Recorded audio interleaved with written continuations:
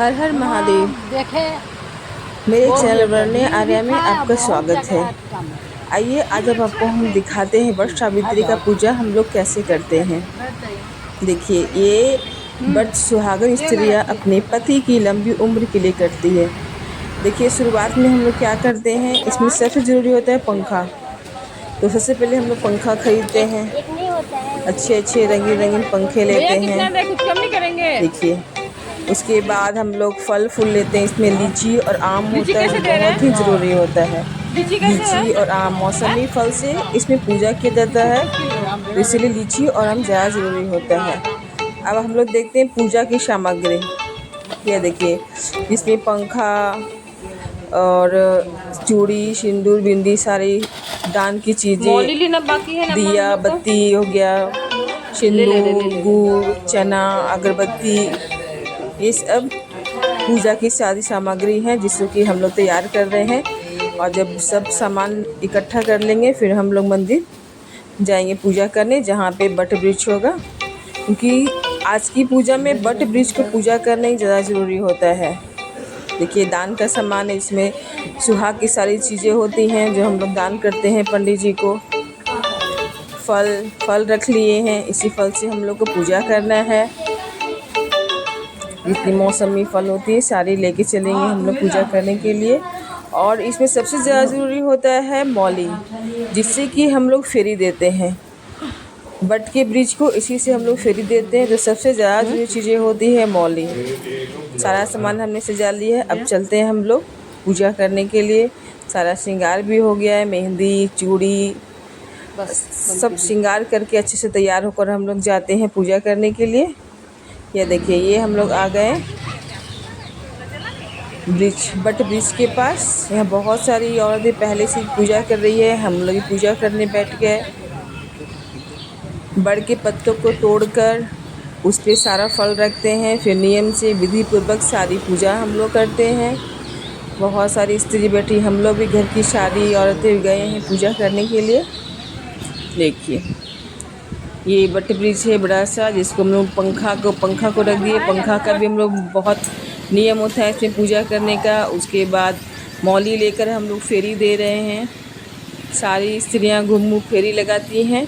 एक फेरी हो जाने के बाद फिर मांग में हम लोग सिंदूर लगाते हैं। इस तरह से फेरी को पूरा करते हैं। फिर सब पूजा हो जाने के बाद हम लोग आरती कर रहे हैं। देखिए, सब लोग मिल के हम लोग आरती गा रहे हैं। उसके बाद हम लोग का पूजा संपन्न हो गया। सही विधि विधान से हम लोग नियम सारा पूजा किए वट सावित्री का आरती करते हुए। उसके बाद जो घर की सबसे बड़ी होती है वो छोटे लोग को मांग में सिंदूर लगाती है। माँ मेरे को पहले लगाई, अब माँ को हम सिंदूर लगा रहे हैं। सिंदूर लगाएंगे, उनका पैर छुएंगे और उनसे आशीर्वाद मांगते हैं कि भगवान हम लोग को हमेशा सदा सुहागिन रखे, और इसी तरह से हम लोग के मांग में सिंदूर लगता रहे। देखिए, माँ मेरे को लगा रही है सिंदूर, इसमें दिखे नहीं रहा तो काला हो जाता है। मेरी छोटी देवरानी को सिंदूर माँ लगाएंगी। कम से कम 5 ही सुहागिन स्त्रियों को वहाँ पे सिंदूर लगाया जाता है। तो सब एक दूसरा को मांग में सिंदूर लगाती हैं और पैर छूकर आशीर्वाद लेती हैं। तो ये नियम चाहिए। हमारी देवरानी है, माँ मेरे को लगाने के बाद मेरी देवरानी को सिंदूर लगा रही है। पहले बड़ा को लगाएंगे, फिर बड़ा छोटे को लगाएगा। बहुत ही अच्छा लगता है। सारी सुहागिन स्त्रियाँ अच्छे से तैयार होकर, और इस दिन हम लोग अपने शादी का चुनरी ओढ़ कर जाते हैं। सब अपना अपना शादी का चुनरी ओढ़ी हुई है, इसको ओढ़ कर ही हम लोग पूजा को अच्छे से संपन्न करते हैं।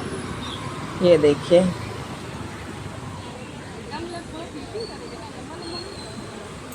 इसके बाद हम लोग पूजा करने के बाद हम लोग मीठा चीज़ या फल फूल खाते हैं, चाय भी पी सकते हैं। मगर अनाज हम लोग आज के दिन अन्न का सेवन नहीं करते हैं।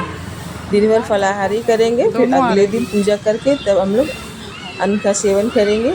या देखिए, इस तरह से हम लोग का पूजा संपन्न हुआ। यह देखिए, मेरा वट सावित्री का उसके बाद हम लोग अपने अपने घर को वापस लौटेंगे। और क्या देखिए वर्षा बिक्री का हम लोग अपना अभी भी कुछ लोगों का बाकी है, पूरा नहीं हुआ है। ये भी हम लोग के साथ में पूजा किए थे। हम लोग 4 लोग अपने घर के सदस्य। ये मेरे पति देव हैं। पूजा करने के बाद थोड़ा सा फ़ोटो वोटो हो रहा है। या देखिए अब घर को वापस जा रहे हैं। घर वापस जाके अपनी पति देव का उसी पंखा से हम लोग पंखा झलेंगे और फिर प्रसाद देंगे और पैर छूकर आशीर्वाद लेते हैं। उसके बाद हम लोग कुछ व्रत अपना खोलेंगे। फल फूल खाए, चाय पिए, दूध दही कुछ भी ले सकते, बस हम लोग अनाज का सेवन नहीं करते हैं। इस तरह से हम लोग का पूजा संपन्न होता है।